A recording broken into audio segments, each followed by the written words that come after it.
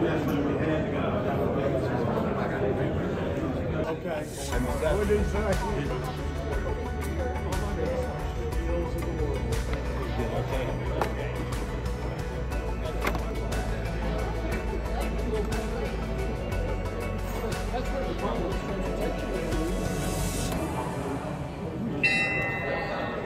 Okay, ladies and gentlemen, if you'll remain seated for just a few minutes. It's great to see all of you today. We've got a good crowd here. And if you'll silence your cell phones and silence yourselves for just a minute, we will have a program here. It's a great day to be a Kiwanian. Kids need Kiwanis, and Kiwanis needs you. Let's do our global statement. Kiwanis is a global organization of volunteers dedicated to improving the world, one child, one community at a time. Pledge allegiance to the flag, the United States of America, and to the republic for which it stands, one nation, under God, indivisible, with liberty and justice for all. Clay Taylor, you've got a song today? I certainly do. I tell you, that's great. No books. No books. You don't know this? Leave. It's Oh, Say Can You See? Oh, say can you see by the dawn's early light what so proudly we held at the twilight's last gleaming, whose broad stripes and bright stars through the perilous fight o'er the ramparts we watched were so gallantly streaming, and the rocket's red glare, bombs bursting in air, they proved the night that our flag was still there. Oh, say doth that star-spangled banner yet wave o'er the land of the free and the home of the brave. Well, thank you so much. Our invocation today will be by Dick Hygert. Today I have a prayer written by Trey Davis, a minister of next door. It's about directions, hope, and asking God to help us in our dreams. Taken literally from Walden and Mark and Henry David Thoreau and Jesus in Mark 2nd. Let us pray. Advance us, God, confidently in the direction of our dreams. Spur us toward deep and true imagination, to endeavor to live a life inspired, to meet with success unexpected. Help us, God, to put things behind, to pass the boundaries we cannot see, to discover that solitude may not be solitude, that weakness may not be weakness. Show us, God, how and where to find new wineskins for new wine, to embrace the new, even as it pulls from the old. We have built our castles in the sky, and we pray our work need not be lost. That is where they should be. Be our foundation under castle and cloud. That is how we should be. Amen. Well, we had another good meal this week. We're having the second week on the third caterer, and we're happy to have the caterers here from Chelsea Cafe. This is their second week, and I hope you enjoyed the meal. Did you enjoy it?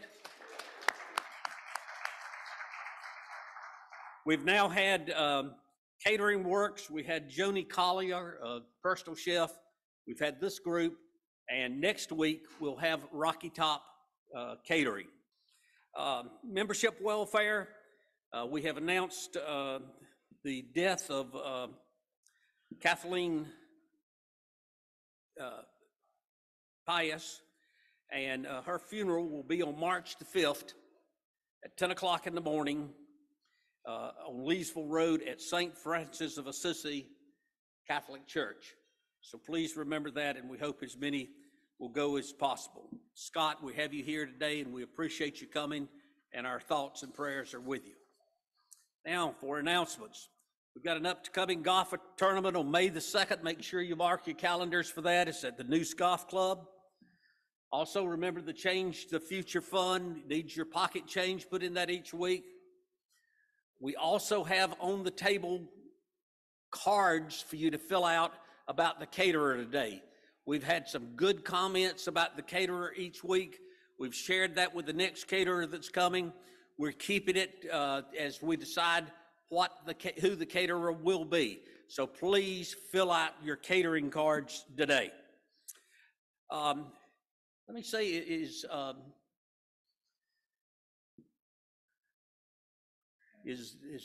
Andy Perry's here somewhere? Where's Andrew Perry? There you are. You have anything to say on the diaper drive?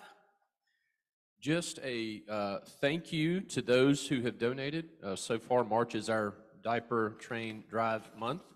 Thank you to those who have donated, and encouragement for everyone else to continue thinking about it. Of course, the diaper train accepts and appreciates financial donations as well as diapers. Very briefly, a little diaper trivia for you this afternoon. These numbers were a little hard to read as a parent, but here we are. How long does it take for a disposable diaper to decompose? Anyone got anything? Anybody? 500 years. 500 years. Okay, moving on. Average cost of a single diaper in the United States. Too much is right, that's correct. It's also 30 cents. Last one, babies will go through how many diapers in the first 2 years of life? On average. Too many also is correct. 6,000, 2 years. So you do the math. This is math that you typically don't want to do. It's hard to think about. But this is a reality of life. A lot of people deal with it. A lot of us deal with it, have dealt with it, and it's a worthy cause. So thank you for everyone who has donated. I believe we're doing maybe a collection plate. We are going to today. This week, in future yep. weeks, we're going to ask you to bring diapers in that we can donate to the diaper train. We're going to pass the hat today, only the hat is a collection plate. So if you'll pass it down to your table, please be generous. This is a club-wide sponsorship. We need to do good. We need to let folks know that we are interested. This is a part of us serving kids in the community. Our diaper drive committee is Dr. Andy Perry, Frank Madden, and Randy Hartley. We appreciate everything the three of you are doing, and we will be continuing to look to the diaper drive each week in March. March is diaper month. I'm going to call on Nick Fountain now. If Nick would come up. As you know, we've got a proposal before us that'll be voted on next week for an adjustment in the dues. And so he's trying to get somebody to take the heat for it. He tried the treasurer last week, and he's trying me this week. But one more thing about the diapers. I look out over the crowd. It may be 500 years for an ordinary diaper, but these Depends you guys are wearing, it could be even longer. All right, so let me talk about this dues increase. I don't need any notes. The reality is we are here for two reasons. Number one, we're here, three reasons. We're here for the food, and we're here because all of us need the human connection that we get from being here with each other. That is the fundamental reason why we're going to have to raise the dues, the food cost, and the international, as you already heard last week. The other thing about it is if we try to cheap out on this, then the reality is the kids get hurt, and we're not going to tolerate that. So when this comes up next week, let's vote it through. I'm already tired of hearing about it. Let's vote for it next week and be done with this. We got to have the money, and we got to help the kids. So thanks. Nick, we appreciate that very much. Let's move on with our program now. Let me call on Phil Kirk to introduce our speaker today. I'm tired of not getting any respect. I wanted to endorse, I won't be here next week, but I wanted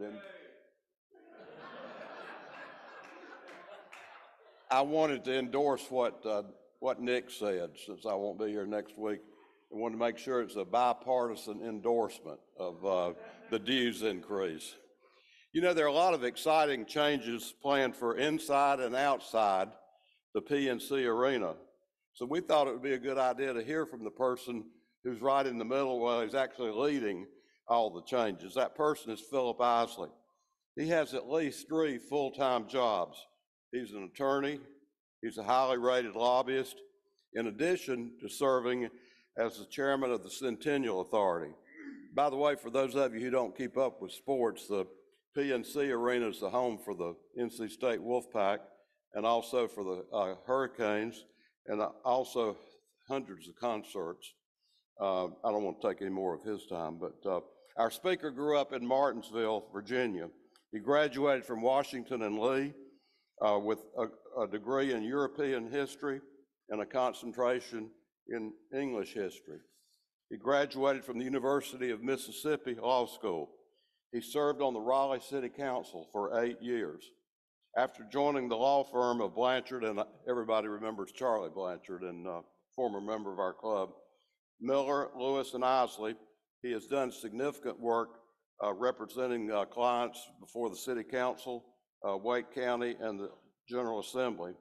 He also serves as a member of the band Together and the Triangle Education Assistance Fund. He served on the last 3 local organizing committees for the NCAA Regional Basketball Tournament. Outside of his legal work, Philip's interests include cooking, fly fishing, and music. He describes himself as an avid cook and says he can cook pretty much anything. So Buck, Charlie, we may want to consider him as a caterer. He seems to have plenty of extra time, and we could have him prepare one of our meals. He said he's currently into cooking pizza outdoors, grilling, and making Mexican food from scratch. I'm sure his wife Laura approves of his cooking and grilling.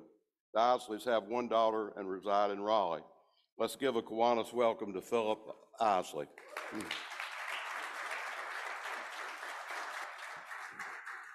Hope everybody can hear me all right. Is that good? Right. Y'all are a tough crowd. I've never done this before. It was 8 years on the city council. I spoke to hundreds of groups throughout my tenure. I don't think I ever spoke to a Kiwanis group.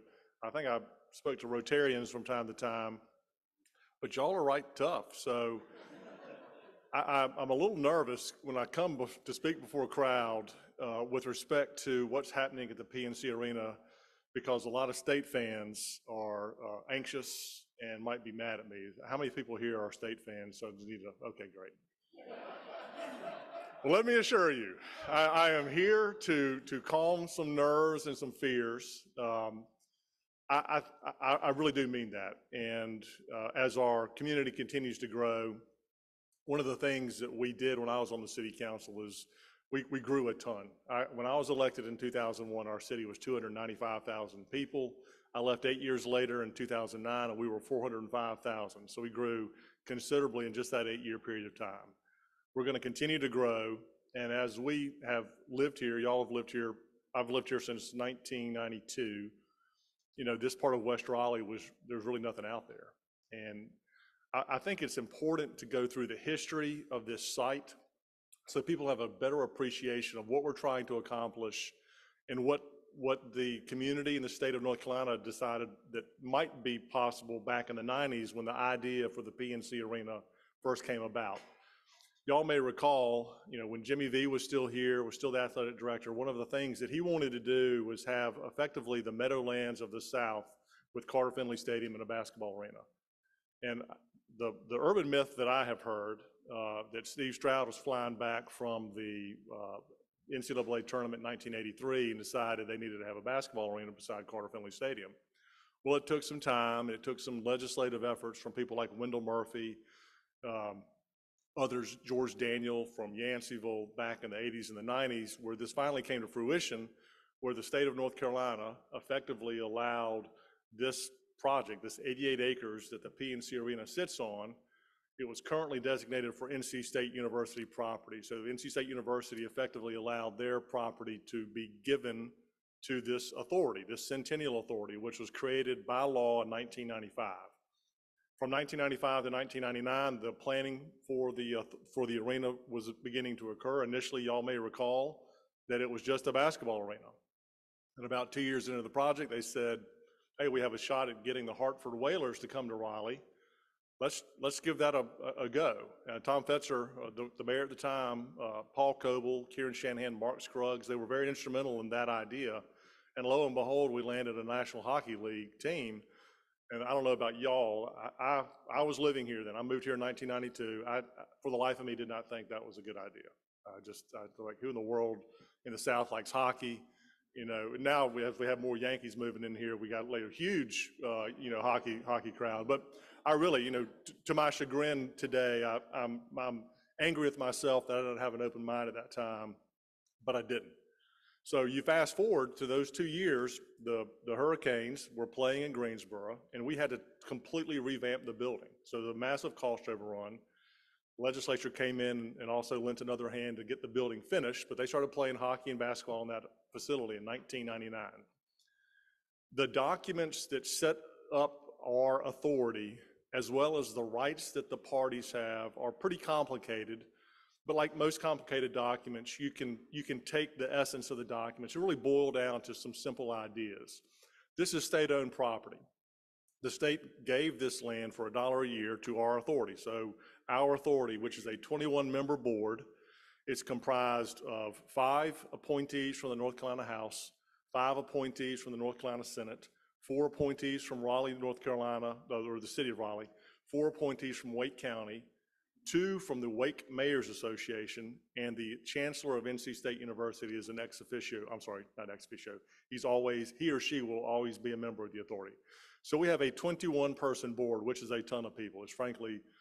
It's an interesting board. And you can imagine, our appointing authorities are very diverse. So we have a very unique board. But when the state gave the authority the ownership of this building, the forefathers that came before me recognized that this was a massive community asset. We would not have had this for our city and really Eastern North Carolina, but for the wisdom of people like George Daniel, Wendell Murphy, and others in the North Carolina House and North Carolina Senate. So that was a big deal. And so everything that authority did then, in moving through today, is how do we make sure that this asset remains a community asset, and not just a place where our 2 major tenants, NC State University and the Carolina Hurricanes, play, but where it can also be part of the community for either concerts, Boy Scout luncheons, monster truck rallies, Disney on Ice, plays, concerts, etc. And the authority has done a fantastic job of making sure that the building is, in fact, continuing to pay for itself, that it is still as fresh as it can be. But as we have now been in this building close to 25 years, things in the 1990s that were designed are not necessarily the way things need to be designed today for the viewing public. For instance, when you walk into the PNC Arena, there is a ticket office. I mean, do we even have tickets anymore? So there's a lot of square footage for that ticket office that we do not need anymore. So the original documents contemplated that there would be development ultimately around the arena.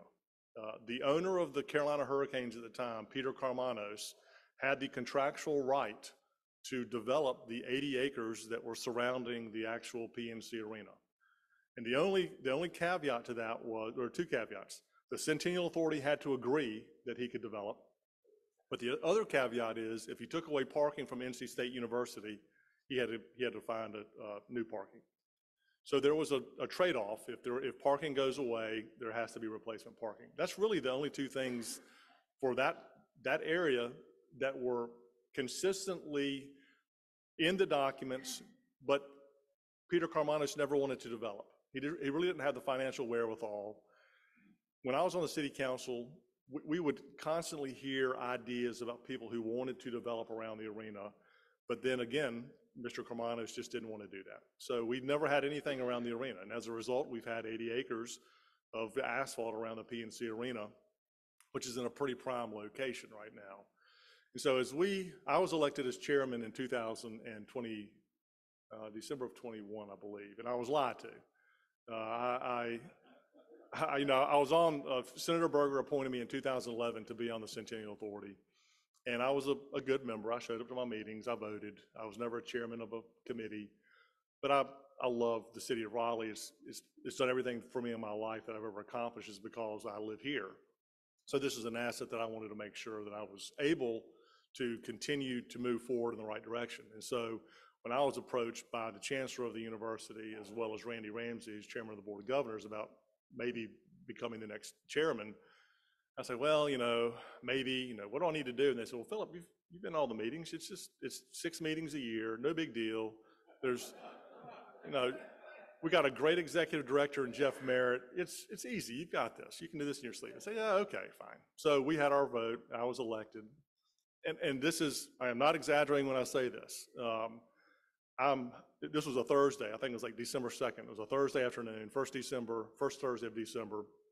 I'm in the middle of this massive lawsuit. Every Thursday I had a call at 3 o'clock to 5 o'clock, weekly. It's a big deal. It was a Zoom call to get ready for this case I was working on. And I kept getting this phone call from a Dallas, Texas phone number. I mean, it was, I'd hit the end, I'd hit the end again, third time I hit the end, and finally I responded and I said, I'm on a Zoom call, I cannot talk to you. Well, the fourth phone call was from the president of the Carolina Hurricanes, Don Waddell, and I nuked his call too.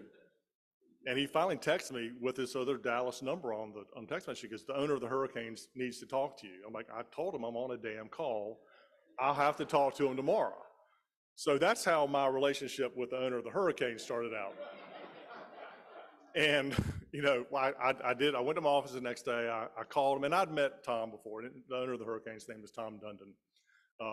And I'd met him before. I met him when he bought the team.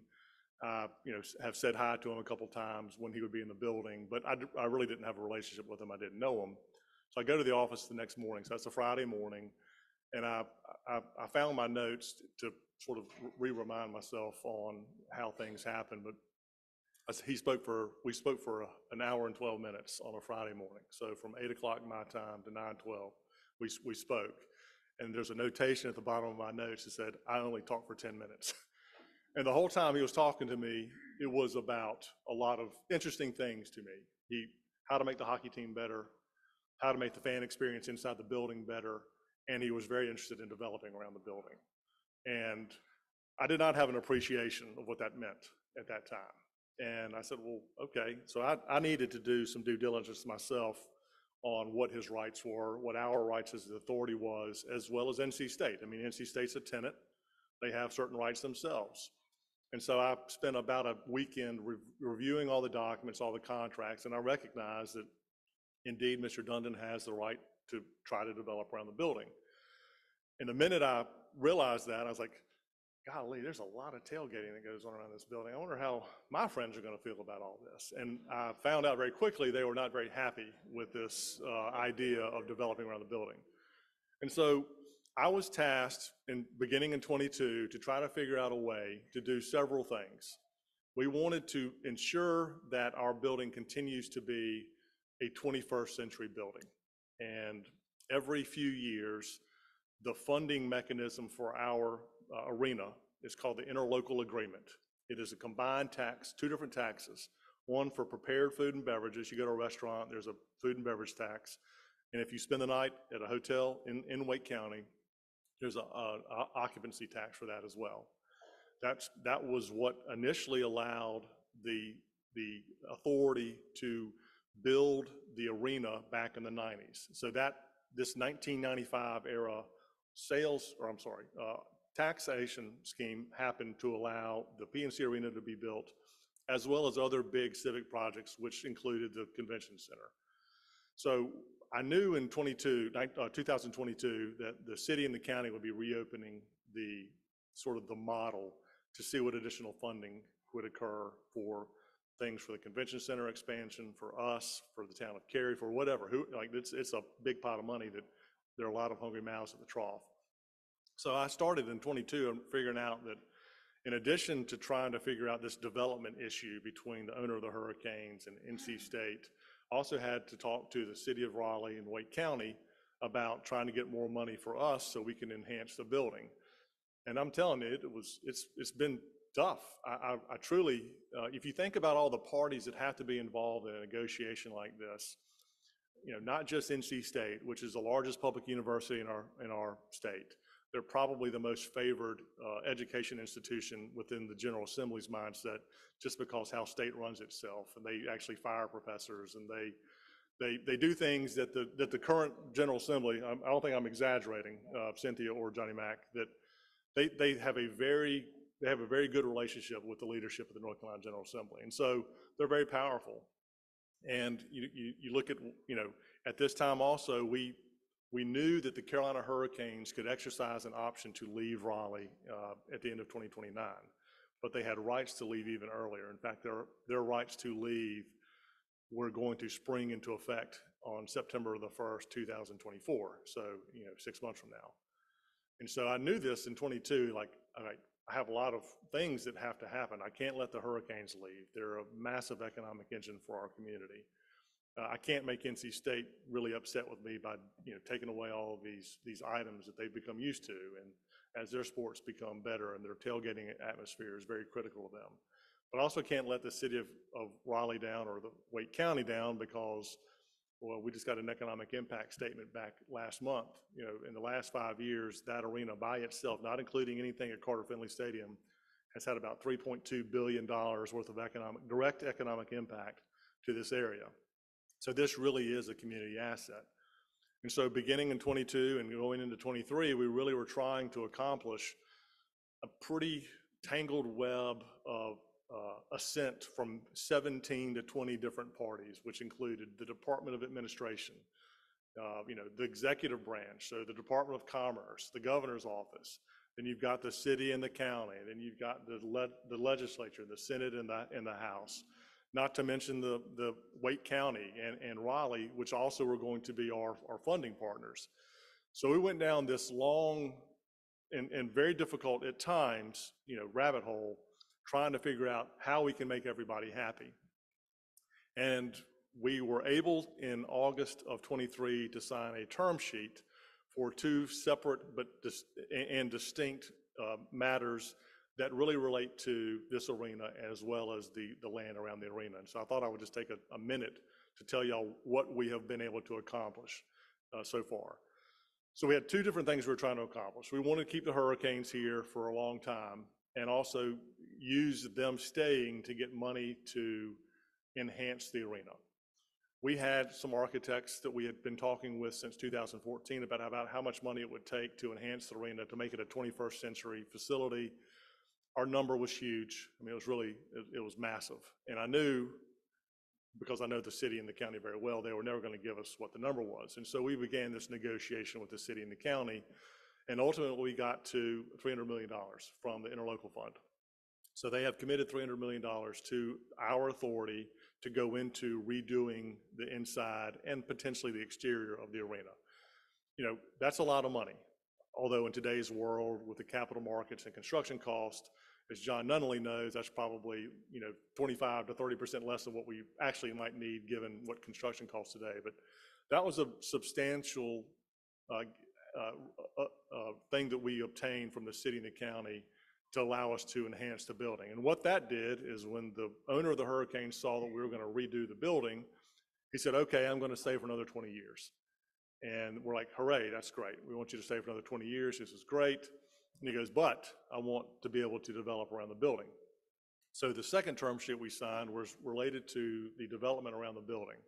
And what we tried to do from day one, and I will say this without exaggeration, you know, NC State, I talked to them probably more than any other party in the entire deal to make sure they were comfortable with the things we were talking about. And I ultimately think they got there. But the development around the building, as I said, there are 80 acres around the PNC Arena. The owner of the Hurricane has the option to develop 4 20-acre parcels over 20 years. And each development phase is about 20 acres. And in each phase, there has to be an office component. So he has to build or develop an office component. It's either 150,000 feet or 200,000 feet, but it's a lot. He has to have a residential component of at least 200 residential units in there, of which 10% have to be workforce housing and 80% AMI. So that means a family of four in Wake County that makes $91,000 or less could live there at a reduced income or at a reduced cost. Moreover, his development had to replace at least 95% of the parking spaces that he takes up from the ground lot. Some of that can be structured, but 50% of that has to be still remaining the ground surface parking lot. We also wanted him to develop retail and food establishments on his initial development. Effectively, we wanted a live, work, play atmosphere for that side of the arena that would ensure that there would be activation and people living there, much like you see it at North Hills or Crabtree, where you have this vibrancy, where there are people there 24/7, 365 a year.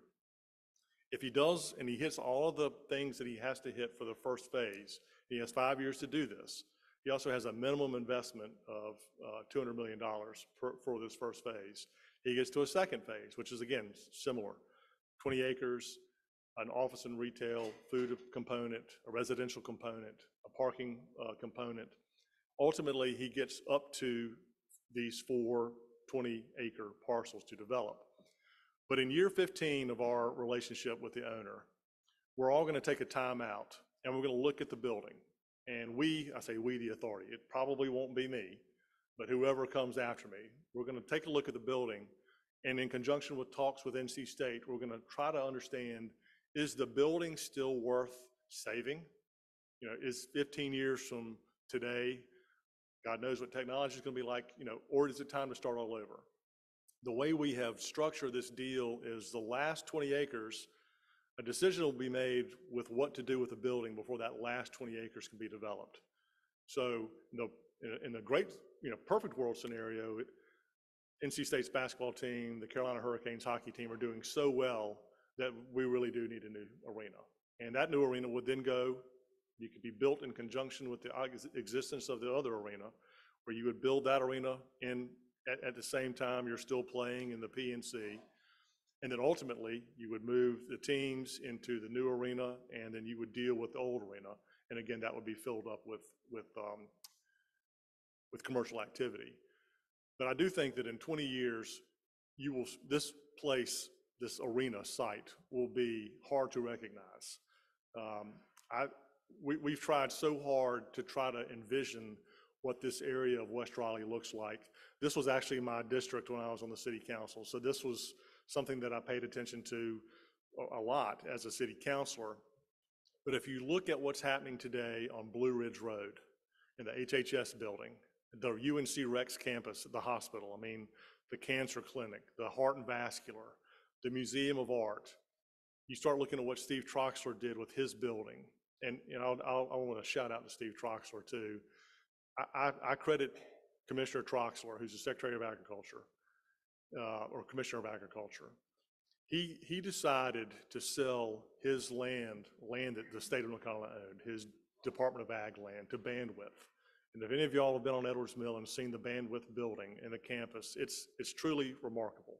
The parking deck itself is wild.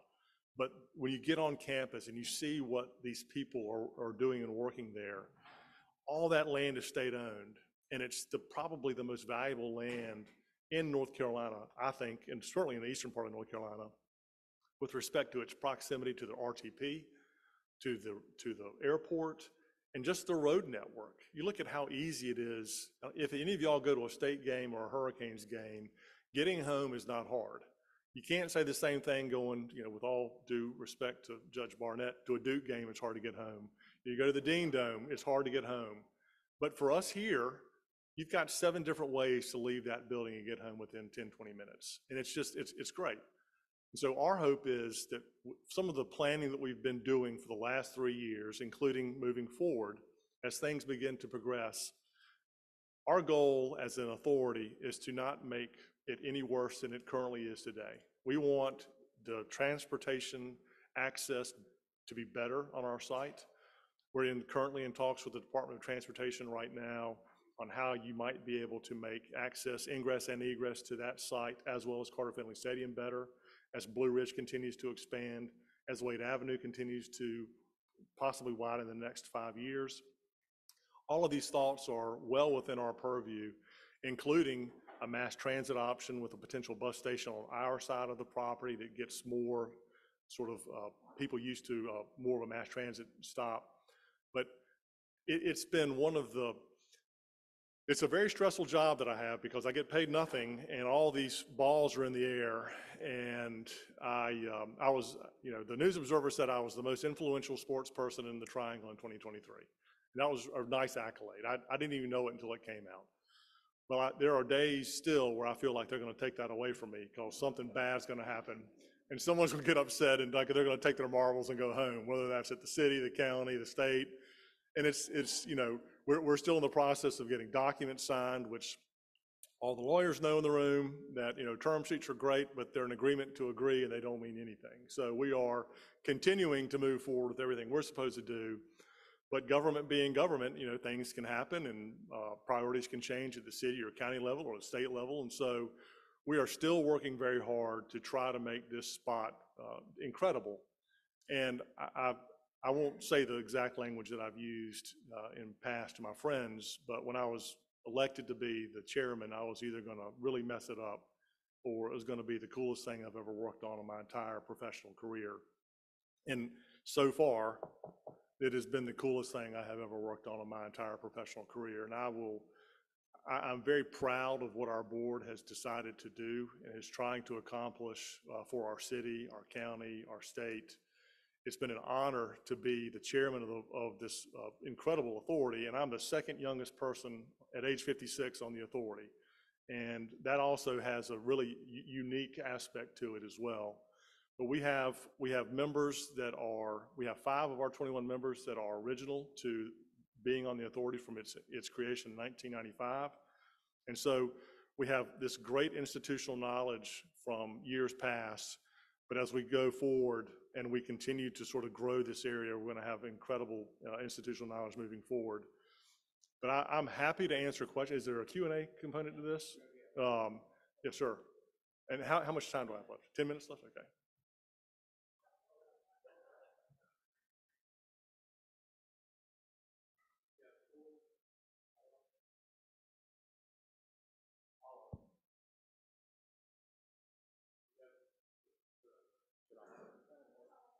Is it on? Holler at it. I can hear it. You got 4 tracks you're going to develop. Yes, sir. As you build a track, you've got all those attractive things going up. Tax base goes up tremendously, and hence the taxes. Have you got any strings tied to those? So I'm so glad you brought that up. So right now, since this is sitting on state property, it pays no income tax, or I'm sorry, property tax.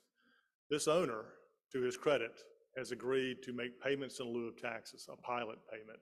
So this will be the only state-owned property in North Carolina that will actually have property taxes. In addition, the owner has agreed, as he develops the land around the arena, we're going to get 6% land rent, basically, a lease payment that has an escalator that goes up we adjust every 10 years. The money that we get from his 6% initially lease payments go back into the building to where this whole site becomes self-sufficient in paying for the capital expenses of the arena as it goes forward for the next 15 to 20 years.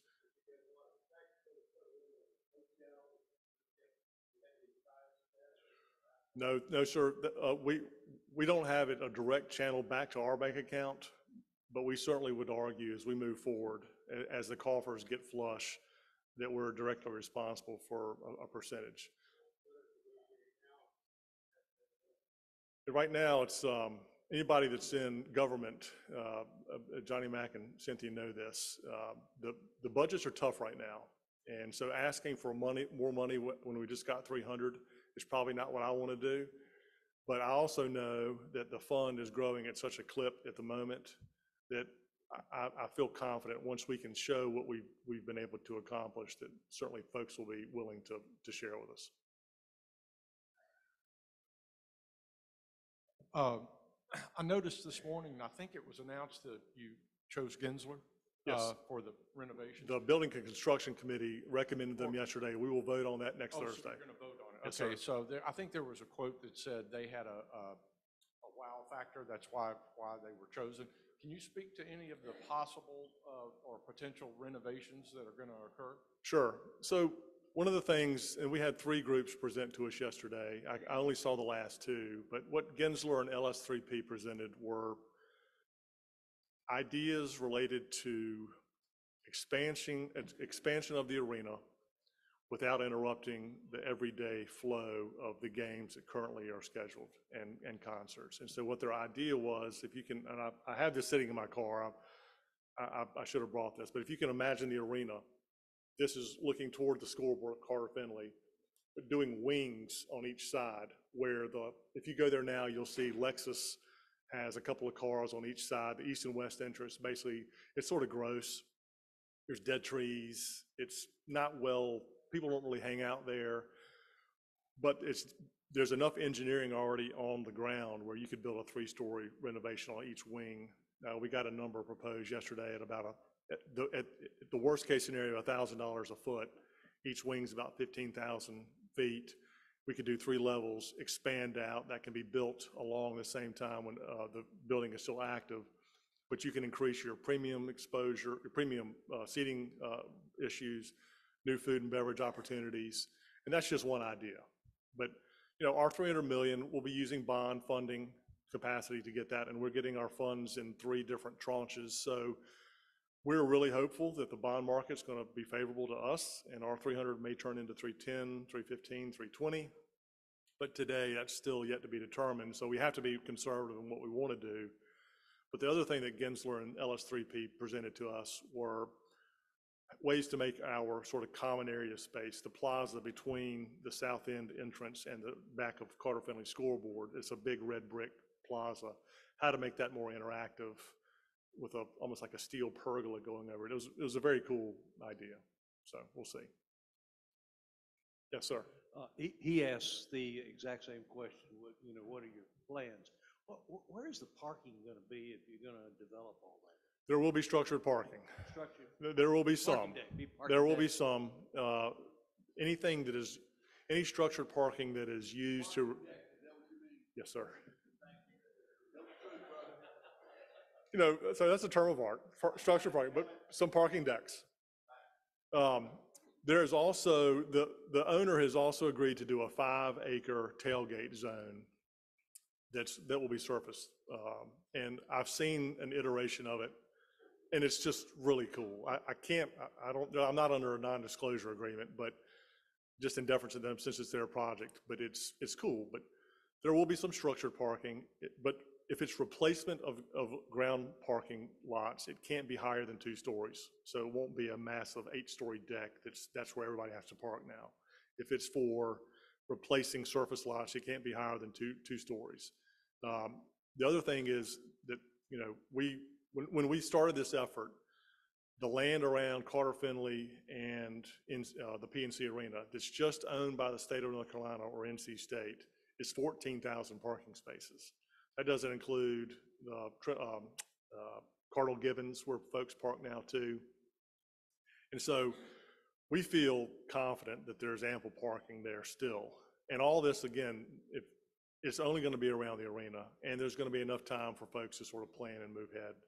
But we are hopeful that the things that we have built into our term sheets will make it a lot more palatable and less scary than people think. I said this to somebody that interviewed me right after the term sheets were signed. At some point, I'm going to enjoy driving to a parking deck and valeting my car, going into a restaurant or bar at a hotel that's right across the street from Carter Finley versus, 12 o'clock noon game, baking my fanny off in the midday sun without any cover at all. So, I hope that comes at some point in time, but we'll just have to see how that develops along. Yes, sir. I apologize. I came in late. If you've addressed this, then just skip over it. But I believe sports wagering or sports gambling is coming to the state of North Carolina March 11th, right Yes, sir. before the That's ACC right. tournament. I had heard something on like 99.9 The Fan or something that they contemplate having a physical facility there at PNC where you could go watch big screens, make wagers on all kinds of sports. What's going on with that? Thank you. So there are, I did not address that, and I'm glad you brought that up too. It's hard to bring up everything in 25 minutes, by the way. The sports book, as Representative Ball well knows, the owner of the Hurricanes actually has two opportunities for sports wagering facilities. One could be inside our building. One would also be within a half mile of the PNC Arena. So there will be, my prediction is there's going to be a brick and mortar sports book somewhere close to, if not on site of the PNC Arena site. And again, I don't want to get ahead of my skis when I say this, but I've seen some renderings of some ideas of what a sports book might look like that the owner of the Hurricanes develops, and it will knock your socks off. But that's still probably several years away. Well, certainly within our building, what we control is the Centennial Authority. I think that's at least 2 years away to have an on-site facility. I think that the owner can work a lot quicker than we can, just given the fact that he's not a governmental entity. And so my guess is, I know they would like to have a brick and mortar site or some type of temporary facility done within a year before the beginning of the next season. Yes, ma'am. Oh, sorry. Okay, sorry. How will this affect the ticket prices? Because I go to both the Hurricane and NC State games, and they can get really expensive. Well, that's a very good question, and I'm not trying to sidestep this, but we have no control over ticket prices as the authority. The NC State sets their ticket prices. They charge for parking. The Hurricanes set their ticket prices and they charge for parking. It's more expensive to go to a Hurricanes game than it is a state game, parking-wise. I was talking to the owner on Tuesday, and they've done really, really well this year. They're second in the division. They're very high up in the NHL. They're the fourth largest attendance in the NHL this year. But even though, that building holds close to 19,000 people, which is a larger building in the NHL hierarchy. But even being the fourth highest attendance this year, they're 21st in revenue. So he wants to raise the ticket prices, I am confident. I don't know about NC State, but that's just something that we don't have control over. You made mention about the parking being around the arena. You did not mention anything about the stadium. I'm seeing this up and down, back and forth, and whatever else. Tell me about the grass lots around Carter Finley Stadium, sir. Those will not be impacted at all. Good answer, thank you. Right. And by the way, and by the way, Bill, thank you for what you're doing for our city and whatever else. He's a great guy to be doing this.